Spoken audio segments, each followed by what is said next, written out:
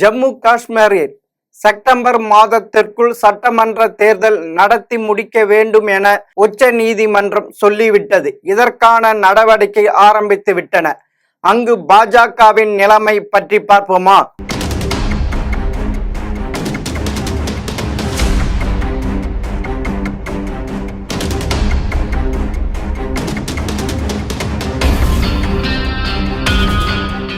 ஜம்மு காஷ்மீரில் தேர்தலை நடத்தி புதிய அரசு தேர்வு செய்து ஜனநாயகத்தை நிலைநிறுத்த வேண்டிய மத்திய அரசு அங்கு தன்னுடைய அதிகார பிடியை இறுக்குவதற்கான வேலையை செய்திருக்கிறது. துணைநிலை ஆளுநருக்கு ஆதீத அதிகாரங்களை வழங்கி அவரை சூப்பர் முதல்வராக மாற்றியிருக்கிறார்கள். மத்திய அரசு இந்த அதிரடி நடவடிக்கை ஜம்மு காஷ்மீர் அரசியல் கட்சிகளை கொந்தளிக்க வைத்திருக்கிறது. ஜம்மு காஷ்மீர் பொதுமக்கள் மீதும் பாதுகாப்பு படையினர் மீதும் பயங்கரவாதிகள் தாக்குதல் நடவடிக்கை அதிகரித்து வருகிறது. சமீபத்தில் நிகழ்ந்த பயங்கரவாத தாக்குதல்களில் அப்பாவி பொதுமக்கள், இராணுவ அதிகாரிகள், பாதுகாப்பு படை வீரர்கள், காவல்துறையினர் உட்பட பலர் கொல்லப்பட்டு இருக்கிறார்கள். ஜம்மு காஷ்மீருக்கு பயணம் மேற்கொள்ளாதீர்கள் என அமெரிக்கா தன்னுடைய குடிமக்களுக்கு எச்சரிக்கை விடுத்திருக்கிறது. அந்த அளவிற்கு பாதுகாப்பு அற்ற சூழல் ஜம்மு காஷ்மீரில் நிலவுகிறது. அங்கு மக்களால் தேர்ந்தெடுக்கப்பட்ட சட்டமன்றம் இல்லாத நிலையில் 2018ஆம் ஆண்டிலிருந்து துணைநிலை ஆளுநரின் மூலமாக மத்திய அரசின் ஆட்சிதான் அங்கு நடைபெற்று வருகிறது. அந்த மாநிலத்திற்கு சிறப்பு அந்தஸ்து வழங்கிய பிரிவு 370 நீக்கப்பட்டது. அதன் பிறகு அங்கு முழுமையான அமைதி திரும்பி விட்டதாக பிரதமர் மோடியும் மத்திய உள்துறை அமைச்சர் அமித்ஷாவும் தொடர்ச்சியாக கூறி வருகிறார்கள். ஆனால் அங்கு தொடர்ந்து வன்முறைகள் நடந்து வண்ணம் இருக்கின்றன. அரசியல் அமைதி இல்லை. உடனடியாக மாநில அந்தஸ்து வழங்கப்பட வேண்டும். சட்டமன்ற தேர்தலை விரைந்து நடத்த வேண்டும் என முன்னாள் முதல்வர்கள் பரூக் அப்துல்லா, உமர் அப்துல்லா, மெஹபூபா முப்தி போன்ற ஜம்மு காஷ்மீர் தலைவர்கள் தொடர்ந்து வலியுறுத்தி வருகிறார்கள். இந்த நிலையில்தான் ஜம்மு காஷ்மீரில் 2024 செப்டம்பர் 30க்கு சட்டமன்ற தேர்தலை நடத்த வேண்டும் என்ற கரார் உத்தரவை உச்ச நீதிமன்றம் கடந்த டிசம்பர் மாதம் பிறப்பித்தது. உச்ச நீதிமன்றத்தின் காலக்கெடு நெருங்குவதால் வாக்காளர் பட்டியல் சரிபார்ப்பு போன்ற தேர்தல் தயாரிப்பு வேலைகள் தற்போது நடந்து வருகின்றன. ஆனால் அந்த மாநில அரசியல் கட்சிகள் மகிழ்ச்சி அடைந்து விடவில்லை.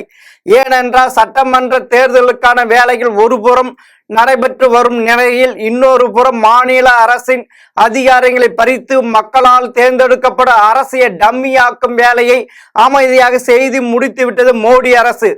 புதிய அரசு அமைந்தாலும் கூட முக்கிய அதிகாரங்கள் அந்த அரசுக்கு இருக்காது.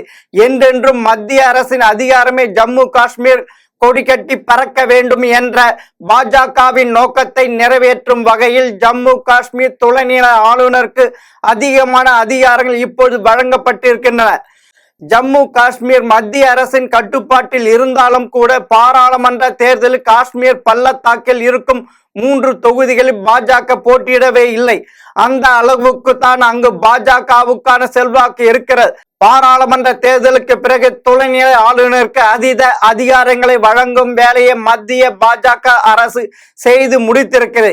இதற்காக ஜம்மு காஷ்மீர் மறுசீரமைப்பு சட்டம் 2019 விதிகளின் மத்திய உள்துறை அமைச்சகம் திருத்தங்கள் மேற்கொண்டிருக்கிறது. அதன்படி ஜம்மு காஷ்மீர் IAS, IPS உள்ளிட்ட உயர் அதிகாரி நியமனம், பணியிட மாறுதல், சட்டம் ஒழுங்கு, லஞ்ச ஒழிப்பு, சிறை நிர்வாகம், தட அறிவியல் தொடர்பான அதிகாரங்கள் துணைநிலை ஆளுநர் வழங்கப்பட்டு இருக்கின்றன.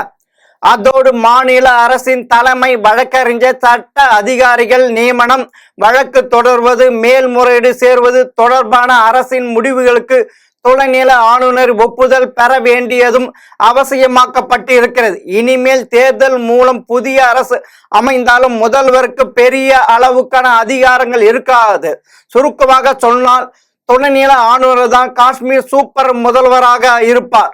பாராளுமன்ற தேர்தலுக்கு பிறகு இந்த அதிரடி நடவடிக்கை மத்திய அரசு மேற்கொண்டிருக்கிறது. இதனால் ஜம்மு காஷ்மீர் அரசியல் கட்சிகள் கொந்தளிப்பில் இருக்கின்றன.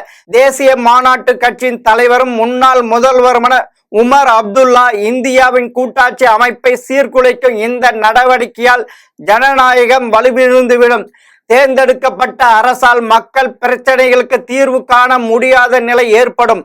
பாராளுமன்ற தேர்தல் முடிவுகளை வைத்து பார்க்கும் போது ஜம்மு காஷ்மீர் சட்டமன்ற தேர்தலில் அனைத்து தொகுதிகளும் பாஜக தன் வேட்பாளர்கள் நிறுத்துமா என்பதை கேள்விக்குறியாக இருக்கிறது. இந்த நிலையில் நாம் ஜெயித்தாலும் சரி தோற்றாலும் சரி அதிகாரம் நம் கையில்தான் இருக்க வேண்டும் என்ற முடிவு செய்துவிட்டது பாஜக அரசு. இதையெல்லாம் வைத்து பார்க்கும் போது ஜம்மு காஷ்மீர் பாஜகவின் கைவிட்டு போகிறது என்பது நன்கு தெரிகிறது. இப்போது மத்திய பாஜக செய்திருக்க நடவடிக்கையால் அங்கு ஜனநாயகத்தின் கதி என்னவாக என்பது தெரிவதில்லை. மீண்டும் இன்னொரு தகவலோடு சந்திக்கிறேன். வணக்கம்.